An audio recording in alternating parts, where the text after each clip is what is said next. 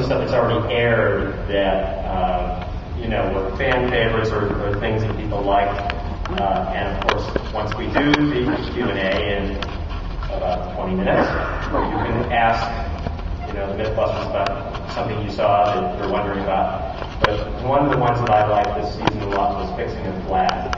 Adam, and that one got a lot of comments, some of it negative on the comment boards, but Adam? Well, this is, again, the way we come up with episodes is quite organic. And sometimes something shows up fully formed and we know we're just going to test it. Like the duct tape repair plane was something that's been on our list for a long time. In this case, we were looking for a myth that we could shoot in a week because we had a scheduling problem. And I had this picture on my desktop for about a year of a tree stump bolted to someone's wheel hub. And it's not enough for an episode, but it's just there. I keep on looking at it and thinking, what can we do with it? And then I caught this YouTube video of a guy driving his trailer missing a wheel, but with a tree stump sticking on the ground. That's closer. And then I remembered this Australian show called Bush Mechanics, about these Aborigines keeping a car running by any means they could in the outback, and they had a flat tire and they stuffed the tire with hay, and then we're like, that's it, that's a whole episode. And so we decided to do backwards repairs of tires, and I think we're going to revisit that because we've been getting crap loads of suggestions. But you had some of the people, and I don't know how many of you've seen the comment boards, right? So you know what people are saying about the episodes, but some of the things people were like, oh no you don't.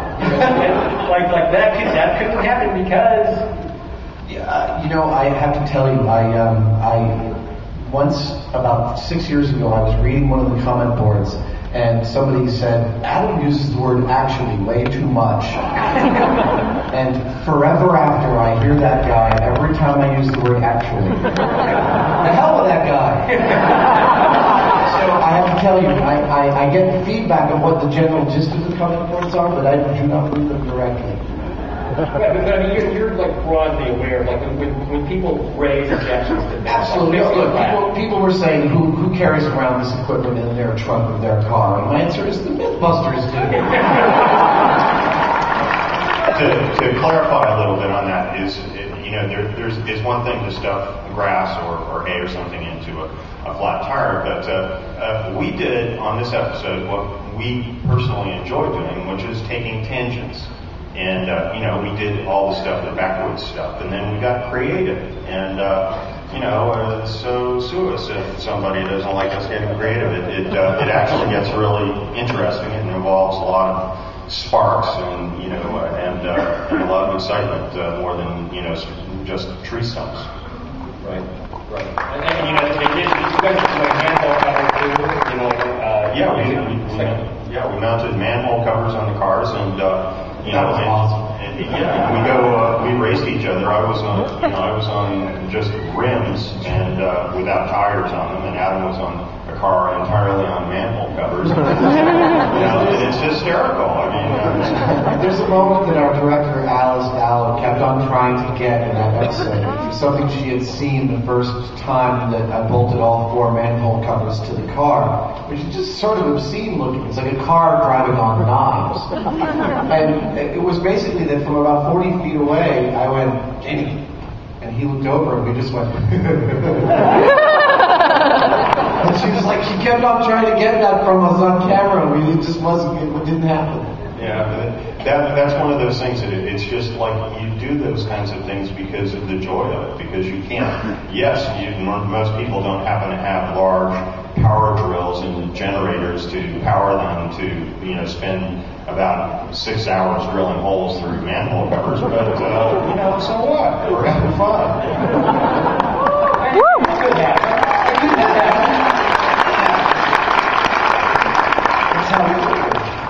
I want to mention, before we get to the Q&As, I want to talk about some things that are going on in addition to the fall season that each of the Mythbusters is doing.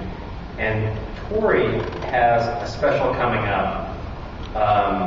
This is going to be on Science Sports. Yeah, it's called Blind Ambuls, and it's a one-off part of the Science Sports. And apparently there's a sport called amble shooting. How I never knew this sport existed is beyond me. So what they do is they take these ambuls, 100-pound ambuls, they drill out a hole, fill the hole with pound of black powder, put another animal on top, stick a fuse in there, light it, and they launch these things at 200 feet in the air. I mean, this is my kind of sport. So I go out to Michigan or Farmington, Missouri, and they're shooting these things off all day, and they're loud. These things go up. They're landing maybe 20 feet away from us. So everything's going fine until this one guy who is the veteran. He's been doing it for 23 years. He steps up, and we're all set on him, and he's got it loaded, and his animals are all painted American flag colors. Like, this guy is way into it. He lights it with a cigar, and it blows up in his face. Now, I thought I just saw a guy die. I mean, and the cloud disappears, the smoke disappears, and the guy's standing there, and his thumb is gone. And I'm just like, oh my God, this is the most horrific thing I've ever seen. And the animal is still in the air, right? And he's standing right there, right? So this thing's up 150 feet in the air, it could land on him. They rush him to the hospital, the helicopter comes in, they get him to the hospital, he's fine, he says, continue on with this, with the competition. But everybody turns to me and goes, you're on Mythbusters, you must see this kind of stuff all the time. I know, we got safety officers, I've never seen anything this horrific in my life. So that's going to air Labor Day.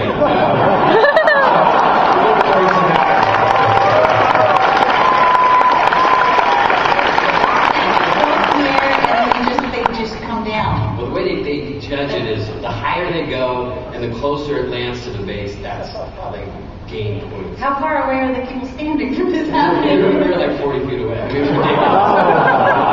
ridiculous. Tori, it could be a series. I'm just saying. I'm just saying.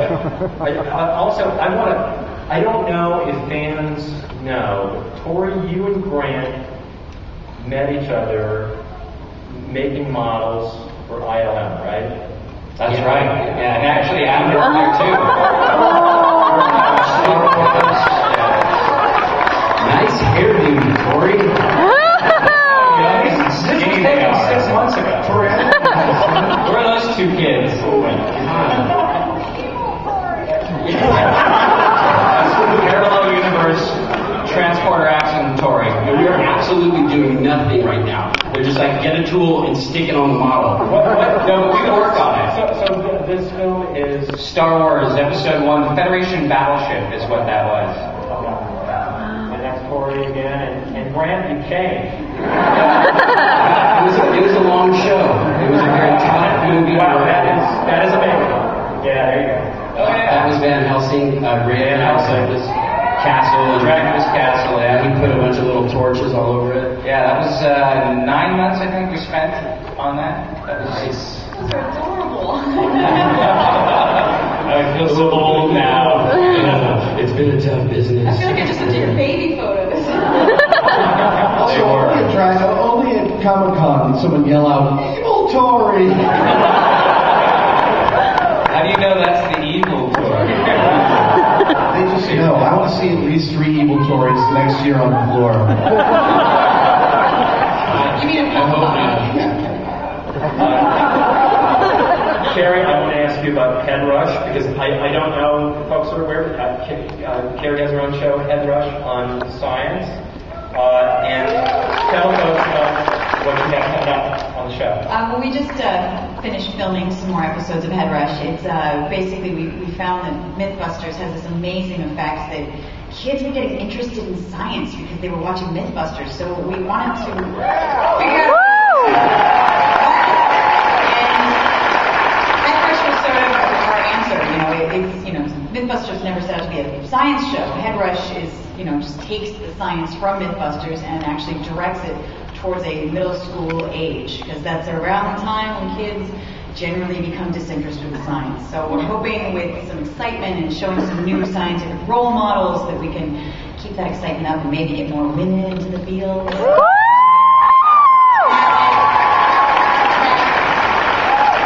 you remember who Mr. Wizard is, Carrie's going to be the new Mr. Wizard. Oh yeah, Mrs. Wizard. Little Miss Wizard. You guys all know Craig Ferguson's late night show.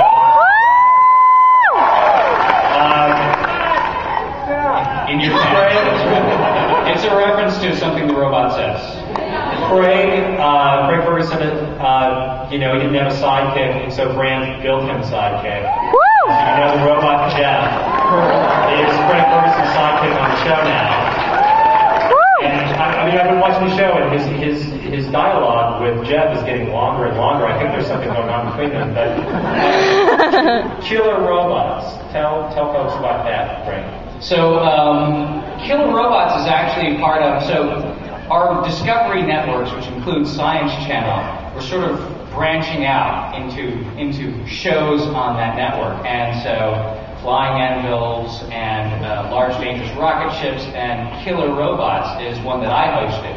And we actually have a long history with combat robots. These robots go into the ring and fight gladiator style.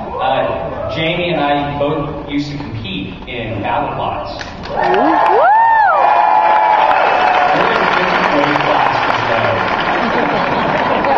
Just so you know. And the robots too. Sort of like dogs and their owners. Yeah, I know. My robot had a spike, and it's like, how do you know that you have the right coach? Well, you get someone who is familiar with the sport, and I have 2 giant nuts.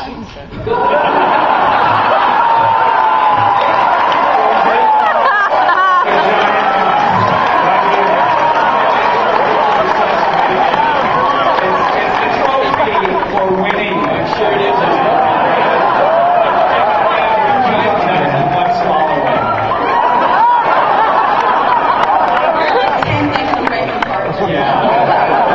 Discovery is developing a new show about Brand's giant nuts. So anyway, it's a combat robot show. We brought that back to TV, 1 hour special on Science Channel, and it's tremendous fun. Back in the shop, he's got a shelf behind him that he hangs his nuts on. I had to reinforce it because they're so heavy. Look at my nuts. Jake keeps his balls in the office. Craig's nuts are bigger than Jamie's balls. This, by the way, is exactly how we come every second of the camera.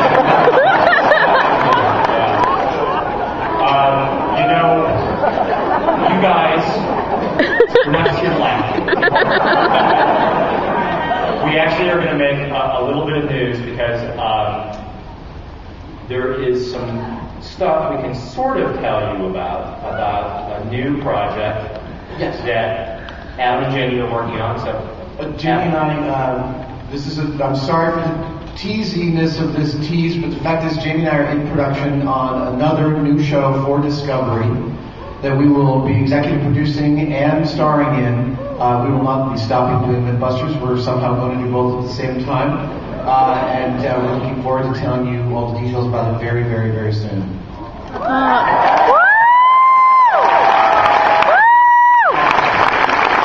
You say you're going to stay on Mythbusters, and as everyone knows, Mythbusters has a 53-week-a-year production schedule. So that is going to work, right? But we're problem solvers. This is just another problem solver. Hold that.